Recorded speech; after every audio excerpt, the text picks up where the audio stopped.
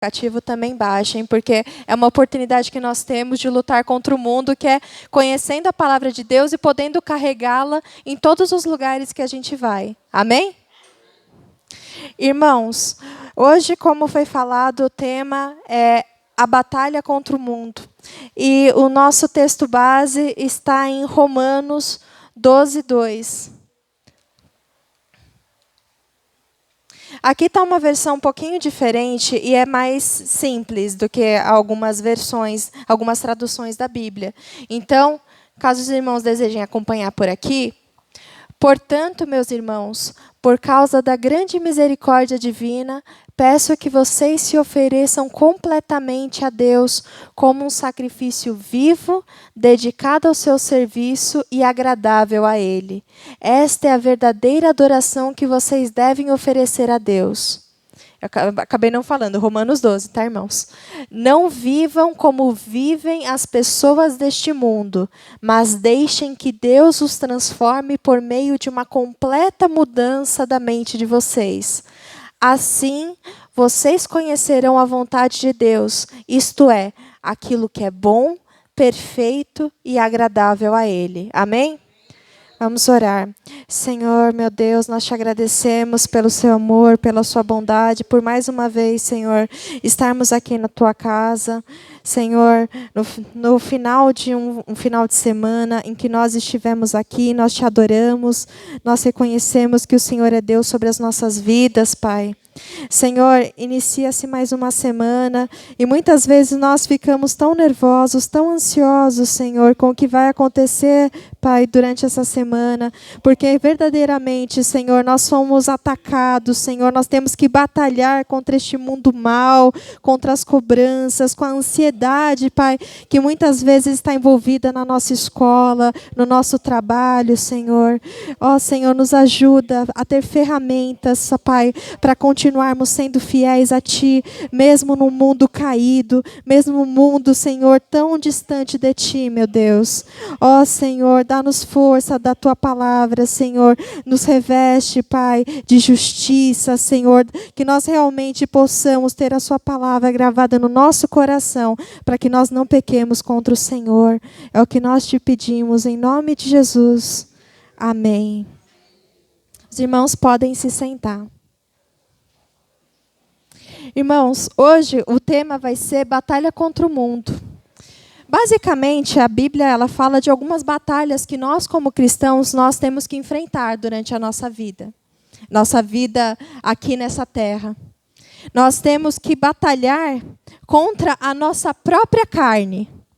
Porque nós vemos na Bíblia a questão da carne contra o espírito, ou seja, a nossa própria carne querendo que nós, desejando coisas que nós sabemos que é contrário à vontade de Deus. E é uma luta que nós temos que todos os dias matar a nossa carne para nós podermos viver a nossa vida espiritual de uma forma agradável ao nosso Deus. Além dessa batalha, nós vemos a batalha contra o inimigo, contra Satanás, porque a Bíblia fala que ele é como um leão que anda rugindo ao nosso derredor, buscando a quem possa tragar. Que ele tenta, a Bíblia fala em Salmos, né, dardos inflamados, como se fossem flechas que o inimigo ele dispara em nossa direção. E nós, como servos de Deus, nós temos que estar preparados para essa batalha também.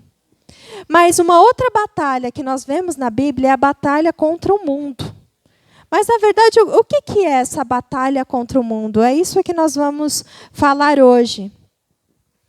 Aqui, né, nós vemos uma pessoa correndo contra uma multidão, um peixe nadando numa direção oposta aos demais peixes, um cristão lendo a palavra de Deus, mas também se preparando para os ataques. E é isso que é a batalha contra o mundo. É um sistema que é contrário à palavra de Deus, um sistema que é contrário a tudo aquilo que nós aprendemos sobre a lei de Deus, e nós temos que viver no meio desse mundo. Muitas vezes nós temos as nossas ideias confrontadas, e nós devemos, como já foi tema, por exemplo, do Ministério de Jovens, ficar na contramão do mundo. Nós devemos ter uma mente transformada, sermos diferentes das pessoas que estão nesse mundo, para a gente conseguir vencer. Mas, afinal, o que é esse mundo que a gente está falando? A gente está falando do cosmos, do universo, de todas as coisas? Como eu falei em algumas pregações anteriores, Deus, ele governa sobre tudo, sobre o cosmos, sobre todo o universo, inclusive sobre o mundo que decaiu, sobre um governo e um sistema que se rebelam contra Deus. Como eu falei em uma pregação anterior, é a maior tolice que o ser humano tem. É como se fosse, como é que algo que está dentro do governo de Deus, ele se rebela contra Deus, sendo que se Deus ele desejasse simplesmente tirar a existência desse mundo decaído, ele tiraria. É um governo que ele já começa fadado ao extermínio.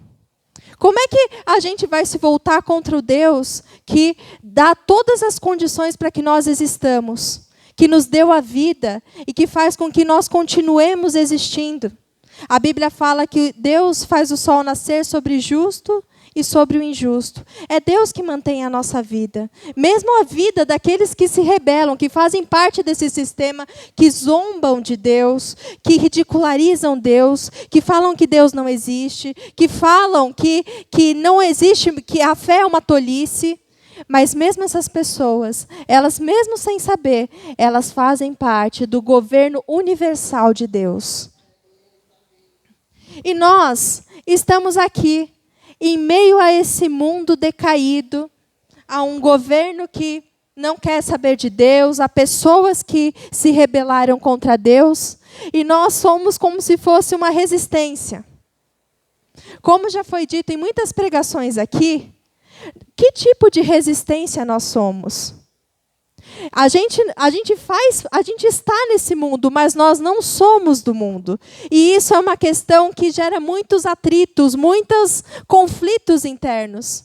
Principalmente quando a gente é criança, adolescente, que a gente quer interagir com as pessoas, que a gente quer fazer parte de um grupo. Como é que eu faço para ter amigos, fazer parte de um grupo, se eu sou tão diferente dos meus amigos? Se eu sou tão diferente das pessoas, se eu tenho ideias diferentes, ideias conforme a palavra de Deus, é um desafio. Mas, ao mesmo tempo, será que, hoje a gente vai ver, será que a gente deve se excluir completamente desse mundo, ir para o deserto, meditar, ficar em oração e deixar o mundo como está? Será que é esse o nosso desafio como cristãos? A gente sempre tem esses dois extremos que a gente pode acabar caindo. Ou da gente ir para o exílio, nos afastarmos de todo o mal, de todo o pecado e sair do mundo. Ou de continuar nesse mundo, mas começar a agir como agem as pessoas que vivem aqui. Adquirir a cultura, adquirir os hábitos, incorporar eles no nosso dia a dia. E não é dessa forma que o Senhor deseja que nós vivamos, amém? Nós somos a igreja, nós fazemos parte desse mundo, mas nós sabemos que somos, como já dito em algumas pregações, nós estamos aqui durante um período e sabendo que um dia o Senhor Jesus Cristo vai voltar. E enquanto Ele não volta, nós estamos em missão. Amém?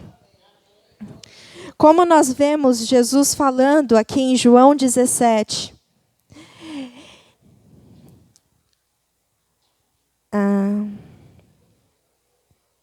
Aqui. João 17,6 fala: Eu revelei teu nome àqueles que do mundo me deste. Eles eram teus. Tu os deste a mim, e eles têm guardado a tua palavra. Agora eles sabem que tudo que me deste vem de ti, pois eu lhes transmiti a palavra que me deste, e eles a aceitaram. Eles reconheceram de fato que vim de ti, palavra de Jesus, e creram que me enviaste. Eu rogo por eles. Não estou rogando pelo mundo, mas por aqueles que me deste, pois são teus. Tudo que tenho é teu, e tudo que tens é meu, e eu tenho sido glorificado por meio deles. Não ficarei mais no mundo, mas eles ainda estão no mundo, e eu vou para ti. Pai Santo, protege-os em teu nome, o nome que me deste, para que sejam um, assim como somos um. Enquanto estava com eles, eu os protegi e os guardei pelo nome que me deste. Nenhum deles se perdeu, a não ser aquele que estava destinado à perdição, para que se cumprisse a Escritura. Agora vou para ti, mas digo estas coisas enquanto ainda estou no mundo, para que eles tenham a plenitude da minha alegria. Dei-lhes a tua palavra e o mundo os odiou, pois eles não são do mundo, como eu também não sou. Não rogo que os tire do mundo, mas que os proteja do maligno. Eles não são do mundo, como eu também não sou. Santifica-os na verdade. A tua palavra é a verdade. Assim como me enviaste ao mundo, eu os enviei ao mundo. E em favor deles eu me santifico, para que também eles sejam santificados pela verdade. Até aqui. O que é que nós vemos aqui nas palavras de Jesus? Jesus ele estava dando uma orientação, né? Digamos que final, nos últimos momentos da vida dele, antes da crucificação, né? E nós vemos que ele coloca o que para os discípulos? Que eles estavam lá, eles estavam com um propósito, eles são do mundo, mas eles estão no mundo, mas eles não são do mundo. E ele pede que o Senhor os guarde desse mundo. Amém? E são esses os nossos desafios. Afinal, o que é lutar contra o mundo? Lutar contra o mundo. Primeiro que a gente já definiu que mundo são um sistema de valores, são governos que são contrários à vontade de Deus, são valores morais distorcidos, são a verdade distorcida pelo pecado. Nós sabemos que o pecado ele afetou a humanidade e ele afetou cada parte da vida das pessoas. E é isso que é o mundo. É um sistema de valores contrários ao de Deus. É uma criação que foi deturpada, que foi destruída pelo pecado. E o que é esse mundo? A nossa carne faz parte desse mundo caído. Como a gente falou, que é uma batalha que a gente tem que enfrentar. Lutar a luta da carne contra o espírito. O inimigo é dito como o príncipe desse mundo. Mas a gente vai falar principalmente desse sistema de valores que são contrários à vontade de Deus. E quais são esses valores? É importante a gente saber como é que... Eu sei que muitas vezes a gente só ouve música cristã, a gente só fala com pessoas cristãs, pessoas que têm o mesmo pensamento que a gente. Muitas vezes a gente nem sabe o que está acontecendo nesse mundo. A gente nem vê um noticiário para saber o que está acontecendo por aí. Então, na verdade, a gente fica sem assunto, sem saber como reagir. Porque muitas vezes, quando a gente é pego desprevenido, a gente não sabe nem como se manifestar em relação a determinado assunto. Quando a gente fala lutar contra o mundo, a gente vai ver depois, não é se ausentar do mundo, não saber nada do que o mundo faz, criar uma civilização, uma cultura totalmente separada. Nós estamos neste mundo. E aí, o que este mundo ele pensa? O que ele tem em termos de valores sobre algumas coisas? O que ele pensa em relação à religião? Tem algumas reuniões, né, do Ministério de Crianças e Adolescentes que às vezes eles faziam, né, e que eles falavam que a gente tinha que interagir com o adolescente, né, que está muito antenado, que conhece muitas coisas que estão rolando pelo mundo. E eles falaram que muitas pessoas têm aquela ideia errada, que as pessoas são extremamente cientificistas, é difícil falar, que elas só querem saber de ciência, que elas não querem saber de espiritualidade e tudo mais. Isso realmente era uma característica de uma determinada geração. Mas as gerações, na verdade, que a gente interage mais, elas, na verdade, são espiritualistas. Vocês sabiam disso? As pessoas, elas acreditam em tudo. Esse é o problema. Não é que ela não acredita em nada. Existem culturas que elas são pós-cristãs, que realmente elas não querem saber do cristianismo. Por exemplo, na Europa, As pessoas têm uma taxa de ateísmo muito grande. Na China, uma taxa de ateísmo muito grande. Eu tenho uma amiga que ela veio da China, eu fui falar para ela de Jesus, ela começou a rir da minha cara. Aqui no Brasil, eu acho que ninguém riria da minha cara falando sobre Jesus. No máximo, a pessoa ia falar, respeito a sua religião, a sua fé, mas a minha é outra.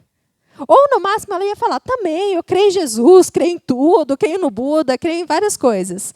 É assim que no Brasil as pessoas são. Então, a gente também tem que considerar que em cada lugar, as pessoas elas são diferentes. E aqui no Brasil, o nosso problema não é a alta taxa de ateísmo, mas é muitas pessoas que são desigrejadas.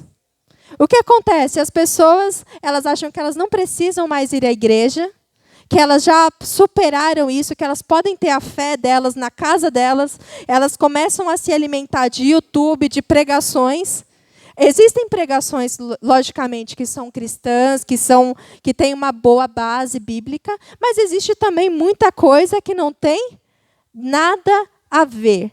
Existem coisas que vão completamente contra a nossa doutrina. Existem coisas que vão completamente contra conceitos básicos do cristianismo e da Bíblia Sagrada. Só que a pessoa vai se alimentando um pouquinho do espiritismo, um pouquinho de uma pregação, uma pretensa pregação.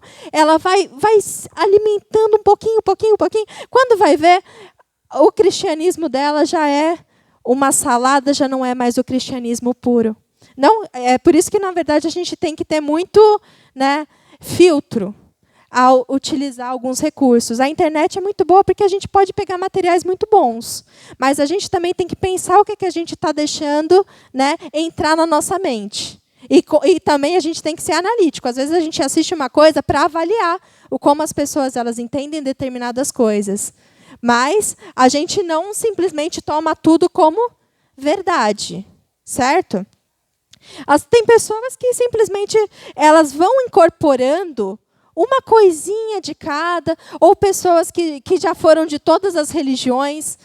Uma vez eu conversei eu fui no Movimento Sem Terra com a minha escola, e eu estava conversando com uma senhora de idade, e ela falando, eu creio em tudo. Eu já fui para o centro espírita, eu já fui católica, eu já fui evangélica, eu já fui para macumba, hoje eu sou tudo.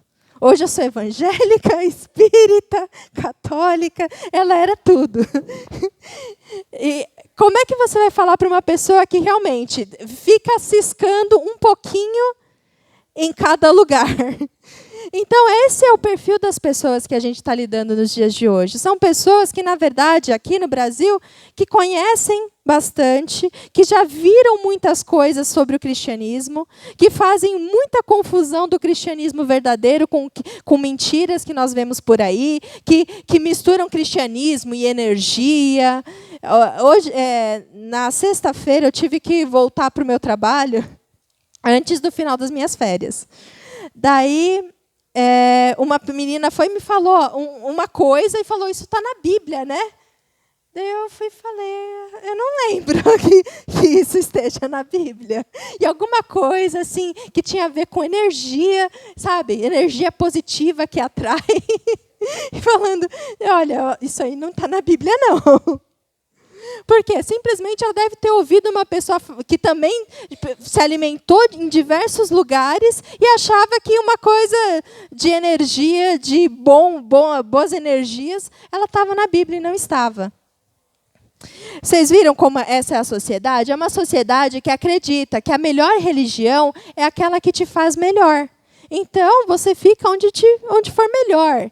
É aquele mundo que prega que todos os caminhos, eles levam a Deus. Então, se você quiser ser budista, quiser ser ser muçulmano, ser evangélico, ter outras religiões, tudo bem. Porque a melhor religião é aquela que te faz melhor. Se funciona para você, tá ótimo. Eu já ouvi essa frase. Se funciona para você.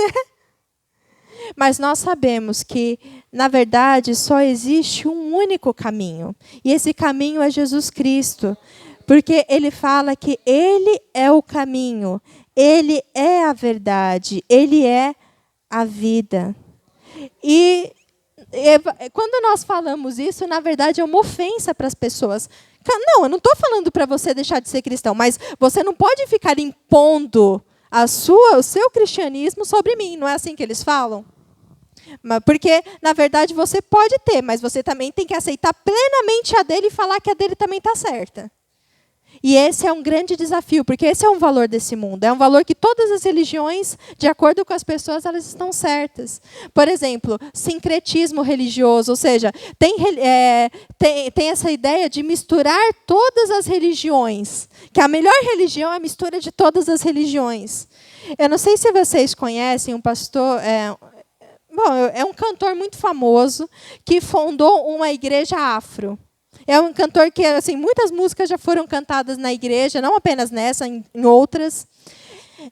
E é um cantor que ele fundou uma igreja, só que ele queria uma igreja inclusiva. Então, era uma igreja que não poderia ficar fazendo oração por imposição de mãos. Todas as palavras tinham que ser o mais inclusivas possível para que ninguém de outra religião se ofenda. Então, as palavras, assim, tudo aquilo na Bíblia que fala apenas do cristianismo era tirado para que as pessoas se sentissem plenamente confortáveis na igreja dele. Tanto que ele foi, pregou algumas vezes em centro de macumba, deu algumas palavras em centro espírita, e tudo isso noticiado na mídia, porque ele é um cantor muito famoso. E, além dele não dar um bom testemunho, porque, infelizmente, ele teve muitos casos abertamente que ele próprio reconheceu que ele cometeu o pecado, de imoralidade, de traição à esposa. Mas eu fico pensando, quantas pessoas não aderem a essa igreja? Porque é uma igreja totalmente inclusiva, é um sincretismo religioso, misturava algumas coisas, é o ambiente ideal para algumas pessoas. E hoje a gente tem muitas igrejas que elas fazem isso. Elas misturam a palavra de Deus com coisas sem valor nenhum. E, na verdade, elas perdem o que é mais precioso na palavra de Deus. Aqui, essa é a imagem que, na verdade, as pessoas têm sobre a religião, principalmente sobre os evangélicos. Aqui, uma pessoa, digamos, um homossexual apanhando das Bíblias. Essa é a imagem que eles têm da gente. Que evangélico é intolerante, evangélico é preconceituoso, evangélico detesta pessoas homossexuais. Essa é a ideia que muitas pessoas têm sobre o evangelho. E nós sabemos que, na verdade, nós somos contra qualquer tipo de violência. Eu nunca vi em nenhuma igreja ninguém dando orientação para agredir uma pessoa homossexual. Ao contrário, nós falamos aquilo que está na palavra de Deus, que homem e mulher os criou. E nós pegamos também o que está no Antigo Testamento. Tem pessoas que elas gostam de rasgar a Bíblia no meio e só pegar o Novo Testamento, mas também no Novo Testamento tem. Então não tem para onde fugir. Realmente, nós pregamos sim que isso é contrário à vontade de Deus, mas nós também pregamos que a embriaguez é contra a vontade de Deus, que a imoralidade sexual é contra a vontade de Deus, e nós não vamos deixar de falar que algo é contra a vontade de Deus simplesmente porque hoje em dia as pessoas não aceitam mais ouvir isso. A palavra de Deus, ela permanece a mesma. Então, é certo que as pessoas muitas vezes se sentem agredidas, porque realmente a palavra de Deus é como uma espada, que ela realmente, às vezes, ela nos confronta e ela machuca nós mesmos. Cada um de nós temos uma dificuldade. Temos dificuldade em determinadas áreas da nossa vida.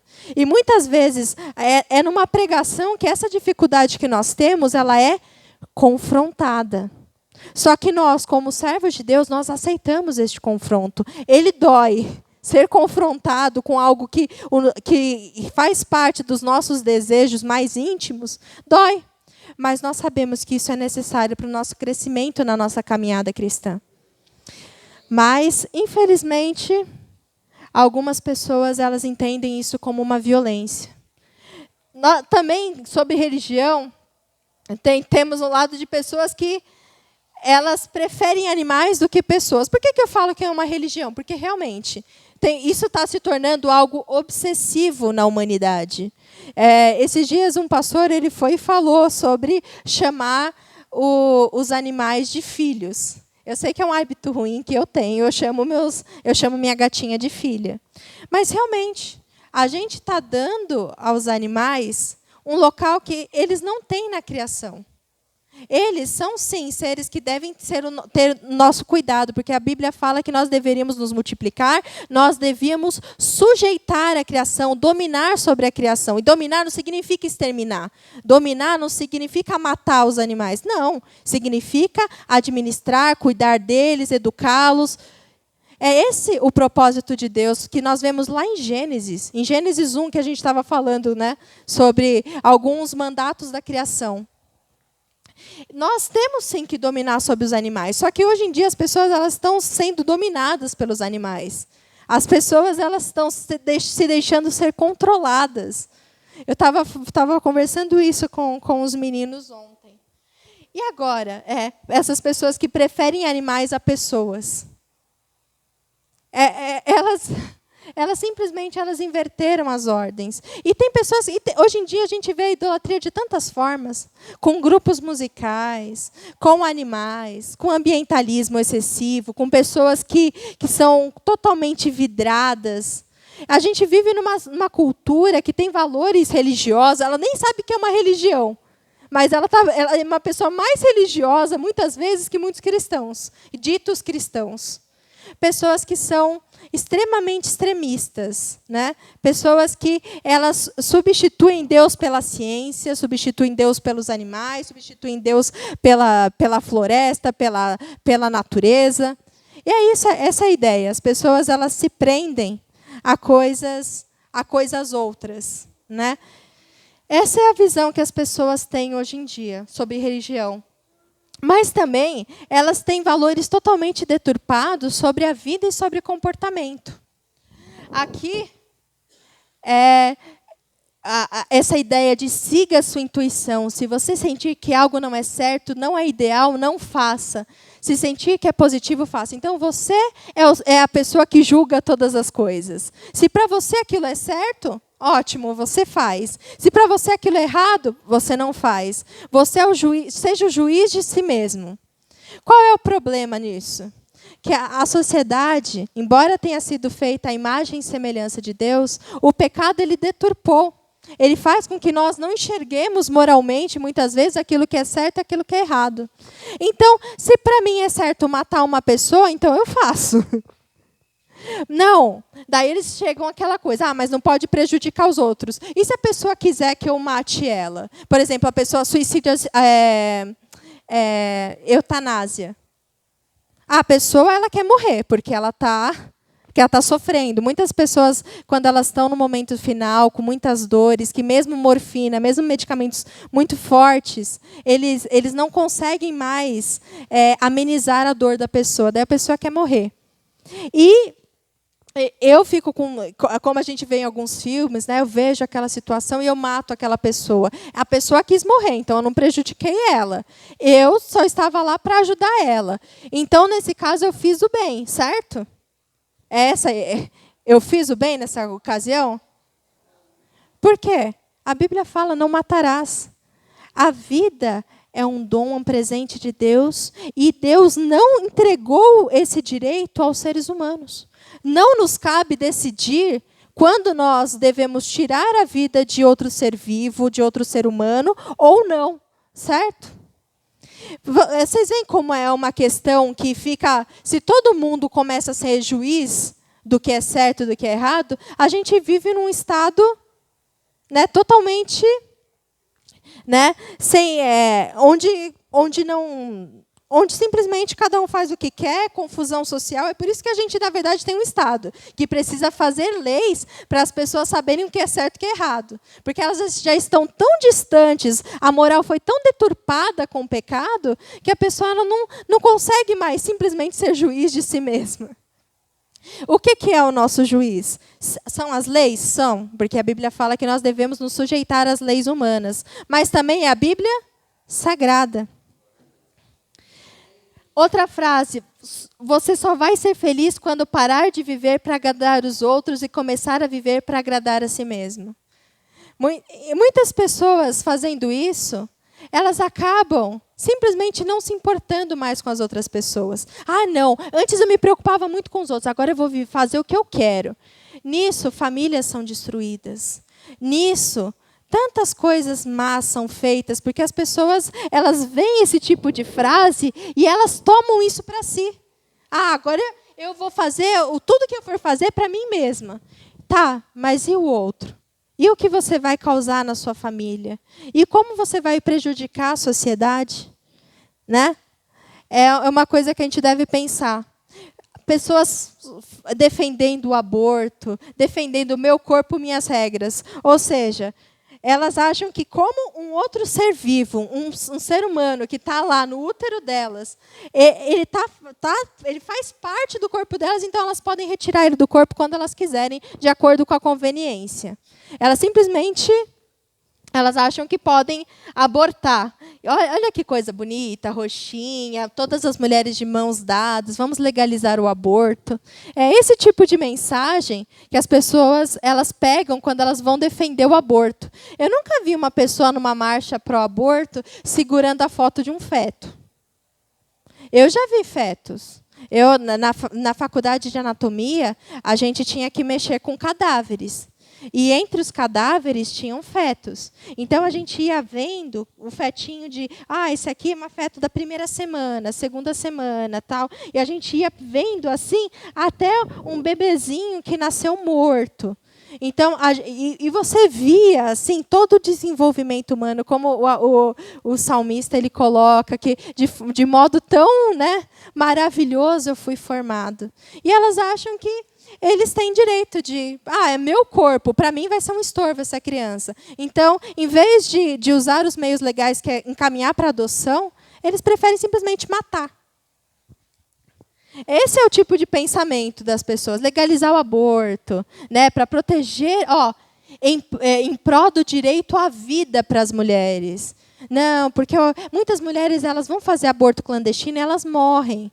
Então, para salvar as mulheres, vamos matar os indefesos, vamos matar os fetos. E essa ideia, meu corpo, minhas regras, nós vemos uma sociedade consumista, uma sociedade muitas vezes marcada por marcas, por etiquetas. Essa é a sociedade que a gente vive, é uma sociedade que esse daqui foi de um programa de política nacional que teve em Portugal, que fala como é a sua família. Tem um papai e uma mamãe, ou tem tem uma só mãe, tem dois pais, tem duas mães. Como é a sua família? Nós sabemos que a família no padrão de Deus, na verdade, ela é uma. E só tem uma, que é um homem e uma mulher que têm filhos. E é isso desde o princípio. Mas esse é o conceito de família que hoje nós temos. Que hoje, na verdade, tem mais a Semana da Família, né, na escola. Antes era mais focado o Dia da Mãe, Dia do Pai. Agora é mais